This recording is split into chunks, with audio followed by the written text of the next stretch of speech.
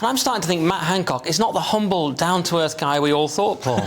No, he's a Machiavellian character, according to The Guardian. Not according to The Guardian, actually, to be fair to The Guardian, in a very rare moment of mine, because this came out in the COVID inquiry today. So Matt Hancock told officials that he, rather than medical professionals, should ultimately decide who should live and who should die. Is that in all cases around the world, like, or in the country, or just Generally, COVID? I think that's what he was hoping for. But in this specific case, is if the NHS was overwhelmed during the pandemic, the COVID-19 inquiry has been told by the former head of NHS England. So I'm not entirely sure what the context was. They're obviously in a meeting and they're discussing worst case scenarios.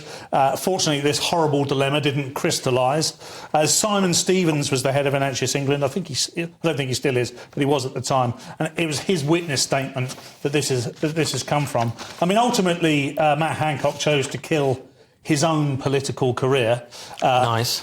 Yeah, thank you, sharp. But every day this inquiry seems to expose just how crazy and absolute poo show it was behind the scenes during the COVID pandemic at the top echelons of government. Now, we all knew that it was very difficult to know how to manage this because no one in living history had to do so.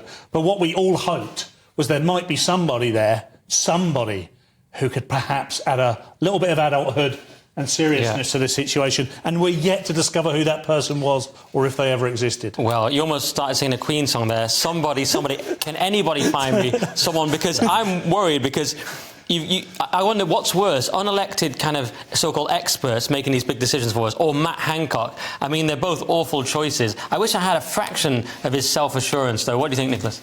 I mean, exactly. So I don't want to find myself in the uncomfortable position of having to defend Matt Hancock, but the article, this was about the unlikely scenario which never happened because all those Armageddon end-of-time models that Dr. Ferguson and his colleagues came up with were basically BS. They never materialized. But in the unlikely scenario in which the NHS was going to be overwhelmed to the point that some people had to be, let go, who would have decided?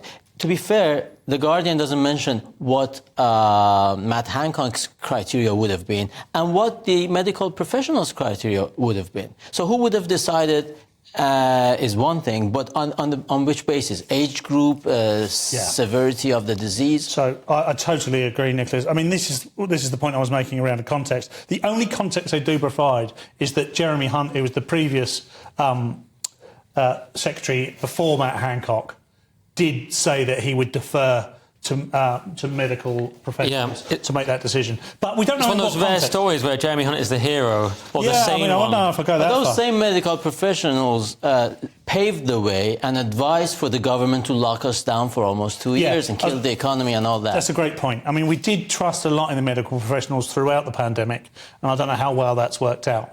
Yeah. And Matt Hancock here, and I feel like I am doing it now, like Nicholas was doing. there is potentially a situation here where Matt Hancock thought it might be better if there was someone non-medical making that decision, so it could be taken in the wider and which just happened to be him. I mean, it's ridiculous. I mean, this COVID inquiry is so depressing because all we find is that people are just doubling down on their positions. Oh, we should have locked down earlier, lo and behold. And all the bad people seem to be getting away with the things they did, and, except with the possible exception of Hancock. Though he is quite good on SAS Who Dares Wins. I don't know if you've seen him. I mean, there is one interesting thing that's coming out of it. I know Boris doesn't come out of anything particularly well, but one thing he has done here is it looked like he did have the right thought about how we can tackle this. He just didn't have any of the gumption or leadership skills to deliver it. He just relied on everybody else. I'd like to ask Elon Musk if his AI robots would have made a better decision that's a good point. to make a call back. They would just let us all die, Nicholas.